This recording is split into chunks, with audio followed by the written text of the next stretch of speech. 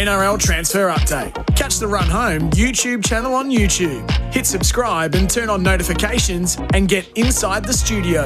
Okay, huge win for the Titans.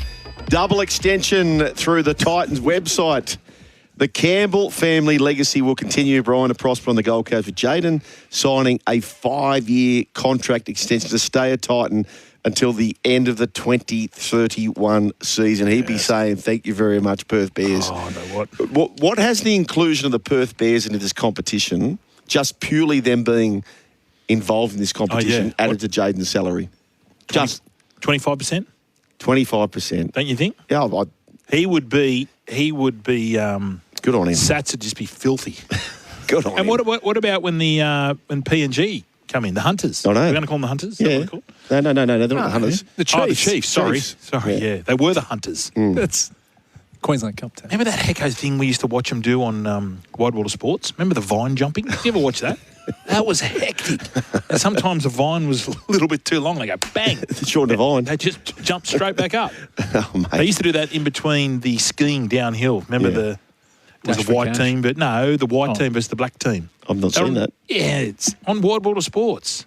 I've never seen what you're talking about. The Listen, skiing downhill. am I going mad? It No, was you're not going mad. Snowboarding, and there was they would chase each other. Snowboarding in PNG? No, this is on Wide World of Sports. Oh, okay. Different thing. But they'd Right. go to an ad break. Okay.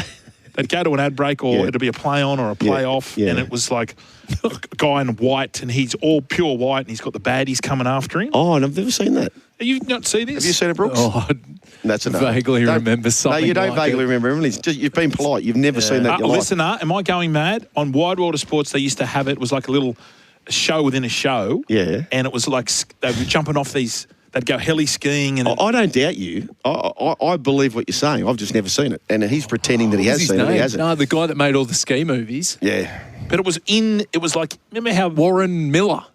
No, he did a lot of surf movies too, didn't he? Anyway, maybe I was going mad. Beau Fermor also, folks, he'll continue to call the coast home with his young family until the end of the 2029 season. He's a good player, isn't he? The Baby feet. the trotter. Yeah, he's got size 7 feet. Swear to God. Really? The In a Titans 3-year contract. The Titans should sell that at game day. You know those ones that hang over your rear vision mirror? But they're both feet. Have a look at them. Beau for less. Josh Addo-Carr extends at Parramatta. So there's a lot happening. There is a lot happening. We're waiting for signing news at other clubs, but it's a lot of people staying.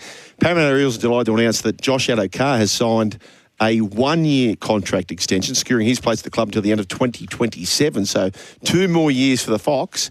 He said, I absolutely love the club. Everyone here from the coaches, the players, management, admin staff, and of course our incredible fans have made Parramatta feel like home from the moment I arrived. Parramatta Eels GM of football, Mark O'Neill, the Buckets, he said, the extension reflects the impact that Addo-Carr has made at the club. We're absolutely delighted to have both Josh remain with the Parramatta Eels through 2027. Josh has not only returned to his best form, but has also shown tremendous leadership within our squad, Brian. Yeah, he's been a great asset for him. Ended up playing for Australia. You know, people thought his career was over, representing career. Yep. He's been brilliant for him. You need a player like that around your club. You do. You know, when the energy's a bit low, you got to bring up the energy. We like to set agendas here at the Run Home. We had only last week the Rankum. We had the rankers, and we ranked Jye Gray as an absolute priority for the rabbitohs, Brian. Yeah, so they've ticked that box. Who was number 1?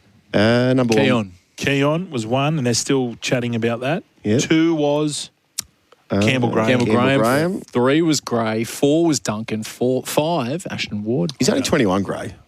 Oh, no. Again? Why doesn't anyone age in rugby? He's only 21. He did lead the Dally M's during the first half of the 2025 season. He's done it all, played for Queensland under 19s. He's a winner, this bloke. Mark Ellison, who looks after the roster there at the Bunnies, he said Jye was the best player in the NRL competition for the first half of the season, and his performances all year were outstanding. His performance was so good that he attracted interest in services elsewhere. I think he's talking about 360. Yes. Fat George. Okay. Fat George. Reece Walsh does his calf. Kalen's out. Is he a smoky for an Origin? If he had that first half like he did last year, Kenny, New Zealand. Eh? I'm trying to think. You know what? Would he be third in line to a Munster fullback? Maybe. Like what he's done in such a very brief career, he's a very good young player. So well done to South Sydney. Oh, we got the hammer. Well done to South. Yeah, the hammer's there, of course. Hello, Newman. Bears starting to rebuild or to build. Not to rebuild, to build the den, the full package.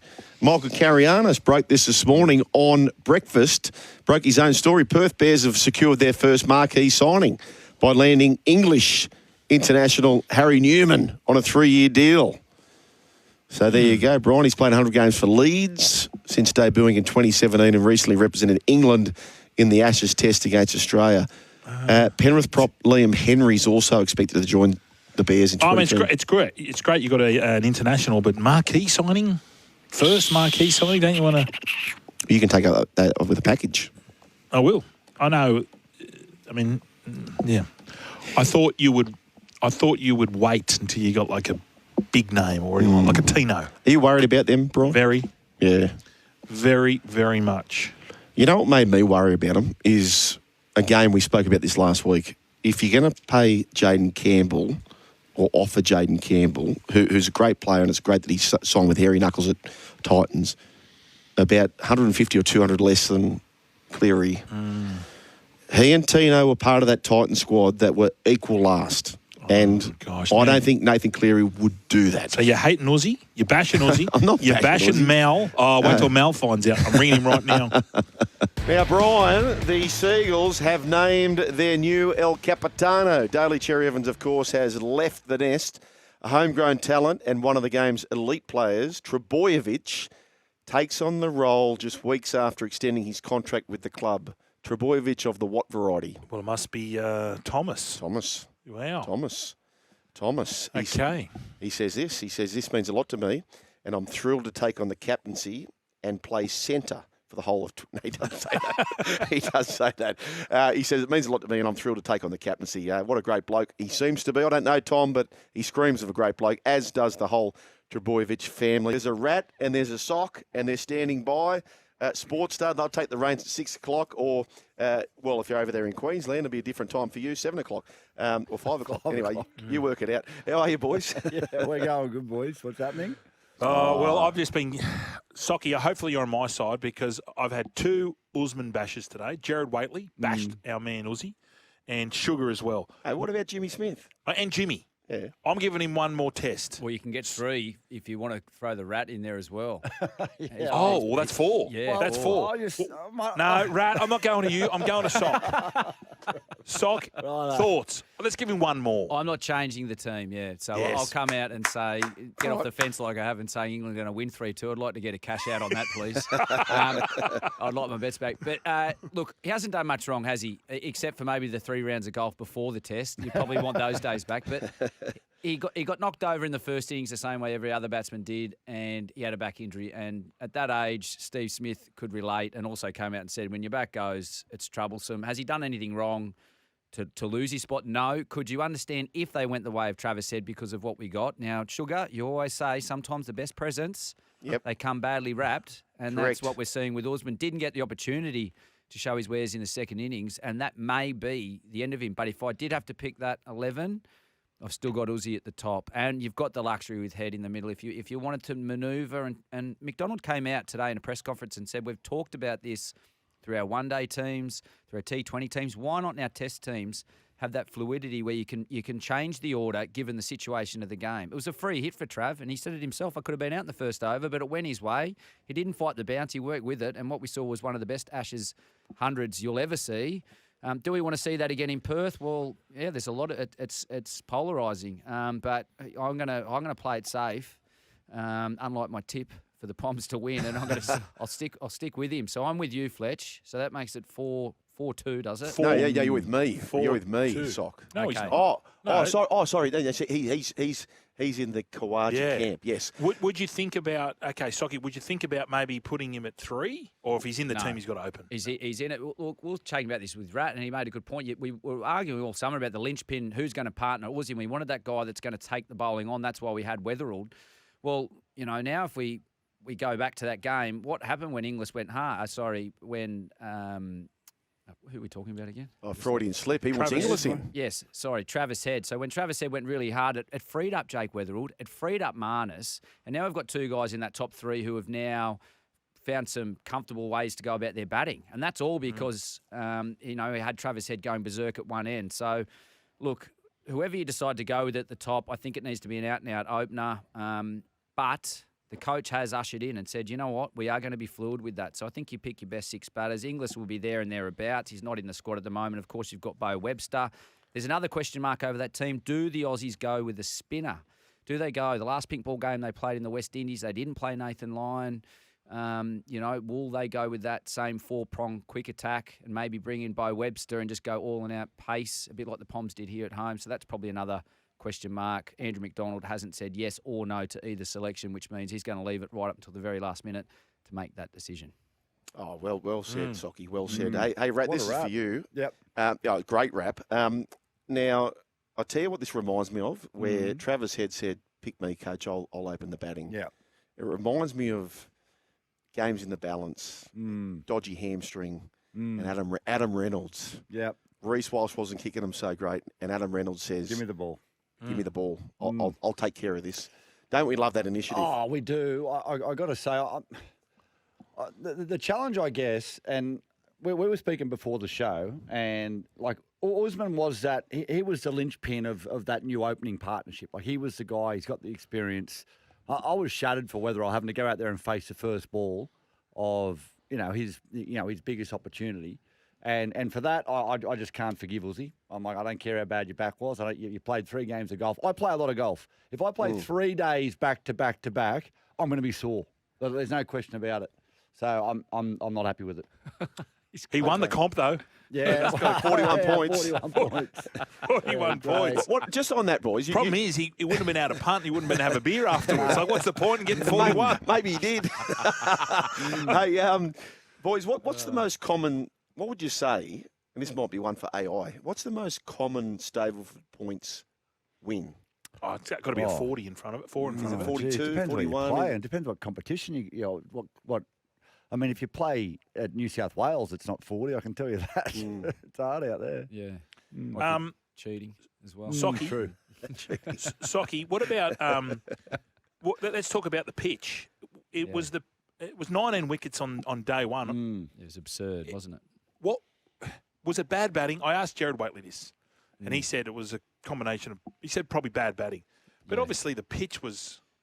It was doctored? a bowler's paradise. Was it as doctored? they say. Well, okay, well let's go back to the test against India, whereas 150 India made in the first innings and Australia followed up with 100. It was almost identical, and that was the biggest concern. If as Australian supporters, that we all were, that it was going to mirror that sort of game where it flattened out sort of days 2 and days 3. And England lunch day 2, right? They're favourites. They're effectively 1 for 100 ahead with their 40-run lead. They're 1 for 65, and they are absolutely cruising. It's still difficult, but once you get that ball past 40 overs, it flattens right out. And once you get the pitch a little bit flatter and a little bit harder, it flattens out. Then the cracks come into play, and it's difficult days 4 and day 5. England just didn't give themselves a chance. So, yes, it was dicey and hard work early on. Yes, it's a combination of poor batting, but you have a look at a lot of the Australian dismissals. A lot of them are nicks, and they weren't just nicks. They were plays and misses. These are the world's best batters. Hit on the elbow, then nicking to second slip. You can't really say that that if you're getting caught behind on day 1 of a test match, you're probably not playing too many bad shots, and they're defensive ones at it. So that is how that wicket plays. If England had afforded themselves and tried to fight the bounce, they were just pushing on the up, outside, off. Australia went to plan B. Plan A wasn't working. Scotty Boland just took it a bit wider, brought his length back, and they just went fishing. This is a team that had done no homework on this pitch and looked like they had come in underdone and looked it. They got exposed and embarrassed themselves.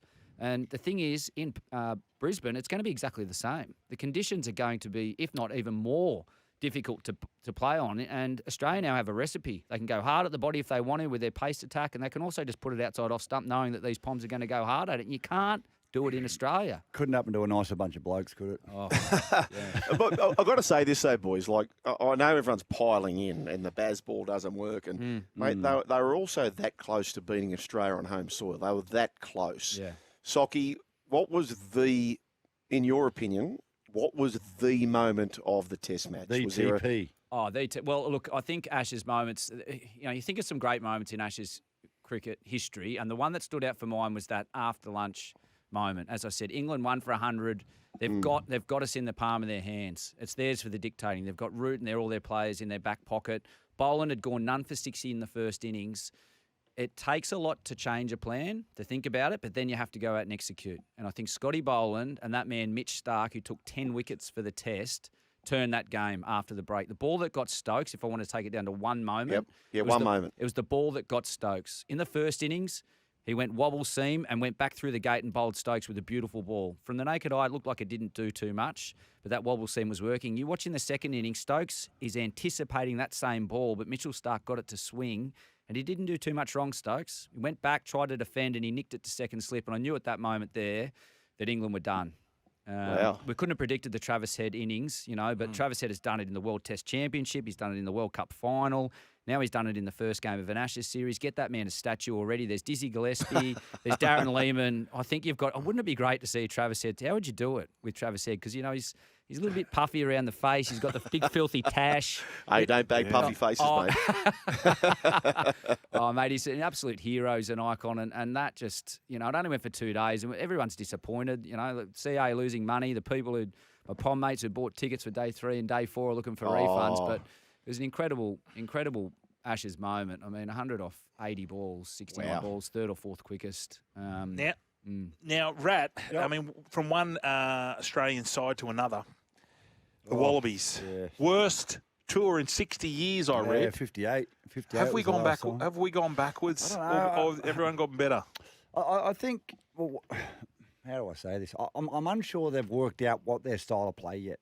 And it's sort of jumped around a little bit throughout the season, and I just think they're trying to work it out, and whether they've got the certain amount of cattle to play a certain style of play, or I guess utilising the skills that they got across the field. I just don't think they've worked out. I don't think we're getting the best out of Swaliti. I think not having Tom Wright there has been a big loss for us on this tour, the fullback. I think he's a great player for us. So yeah, there's a few things, but. Yeah, look, it's not ideal, is it? I mean, there was so much hope after they went over to South Africa and beat them. And England? Well, that was last year. That's what I'm saying. Yeah. That's on the Joseph's first game. We thought, how good this going to be? Yeah. No. There was a lot of hope. And I guess that's probably the most disappointing thing is, everyone was so up and about, and then you just come crashing down with a thud that, they've got to get some things right. They're going to get pumped in the World Cup. Speaking about getting things right, Rat, Brian and I were very privileged last week to have the Mystic Mums come in. So there was Ashley, India. Ashleen, India, and My Sharona. They're witches. They're witches. Right. And they had ascertained that both Brian and I have attachments, Brian. Yeah, so we've got a demon over us. Is that right? So Sharona says, I've definitely got a demon. She was bitten by a demon. Yeah. Now, get this. So Jackie O, Kyle and Jackie O. Yes, I do. Yeah. Jackie O bought a new house, and Sharona went over there, and they discovered Fat George was a ghost that was being inappropriate to Jackie O while she slept. Wow. Yeah. Which was heckos. And I'm thinking, when you say inappropriate, well, he was having a bit of fun time with himself. Yes. While Jackie was in bed. I found this hilarious. But Brian, how we learned that we were having these attachments? Mine's got a pinhead on it. You got a pinhead, yeah. Yeah, and yours has got a regular size head. I had a regular size head. I said that doesn't make sense. But how was this deciphered? So.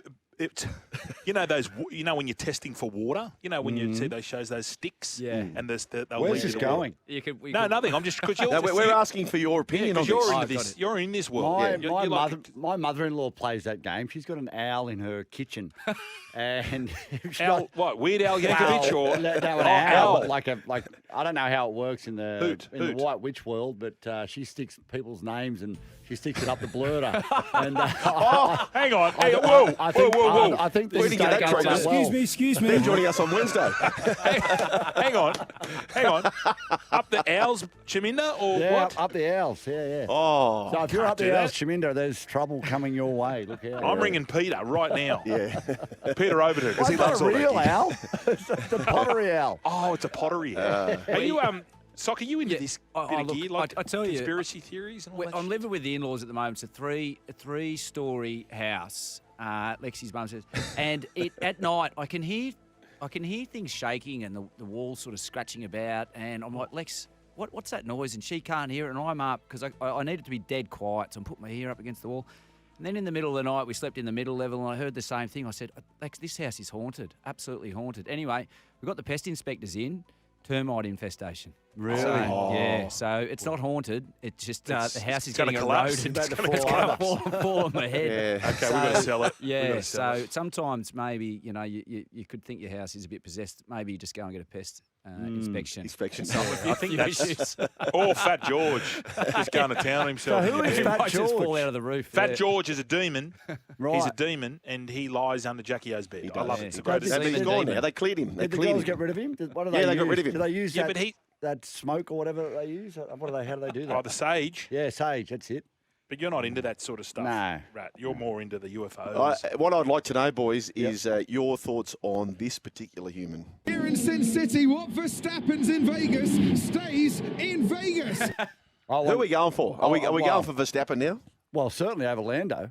Yeah, of course. Mate, if I want Max Verstappen to win that badly and just give it to these McLaren lunatics for the way they've screwed over our boy Oscar. Yeah. 100%. Why have they around. screwed him over? What's happened? Have you? They're just all about Lando winning. He's the golden boy. Even the commentary teams for Sky Sports, it's ridiculously biased. Since the Dutch GP, it's all been favouring Lando. McLaren has been. And it's just been a downhill ride from there. And almost set up for Verstappen and season 7 of Drive to Survive. Since they got rid of Horny Horner, Red Bull's just turned around, haven't they? Where's he gone? Where's What's that Toey? Hornback Yeah, where's doing? Toey? Very placid. Max Verstappen is getting the job done over the line. He's coming first, some might say. So he's got, 2 races, doesn't he? And 24 races. points behind. Yeah. Old Hornbag, you wouldn't love to lock him in your house for 24. Like he's just got that vibe about him. He's got that charming. Jackie O vibe. You'll find him in the roof. Fat George. Hasn't every Formula One driver got that too, though? Like, it just must be in there. Like, to drive in Formula One, you've got to have some sort of look about you. You can't just be an ugly unit from, around the block. Yeah. You got to be No, sort of no. dialed in. What was the Hornbag a previous driver? I think a No. battling driver, but he's a long time principal. Yeah. I since knew he's that. 30. Yeah, he's team principal. But he's for never his- donned the helmet, has he? I'm I sure. think I think they're all helmet donners. Oh, yeah. okay. Yeah. Because you know the McLaren's principal, Big Fatso. Brownie. Yeah. Fat Mud guts. George. Brown. It's a lady, Fat isn't it? Zach. Yeah. Fat No, Zach. Zach Brown. You know how he got into Formula One? He went on to like a mini sale of the century type thing. Right. Won the major prize and bought himself a go-kart. Oh, that's a good story. And that's how Fat George got into McLaren. Fat Zach. What's on the show? What's on the show, boys? What have you got coming up? Well, we'll be wrapping up the first Ashes test, obviously. All the news, the sport news of the day. There's plenty going on. Yeah, Plenty going Jye on, Gray fellas. signing with the Bunnies. We'll talk good about day. that Yeah. a little bit. We like that. Jayden Campbell. Yeah. I know, big Jayden decision he Campbell made, signed. wasn't it? Walked away from a lot of money, but I think he made the right choice. Boys, we've had a cracking show, so if you need to chop out, just play half an hour or so of our show again. Done. It's been on fire. Beautiful. Good on you, boys. Thanks. See you, gentlemen. See you, lads. See you, boys. There you go. You're still here? We'll see more on the Joel and Fletch socials and catch us live on SEN Radio. Because if you don't, you're an A grade. But if you do, you're the absolute Mickey.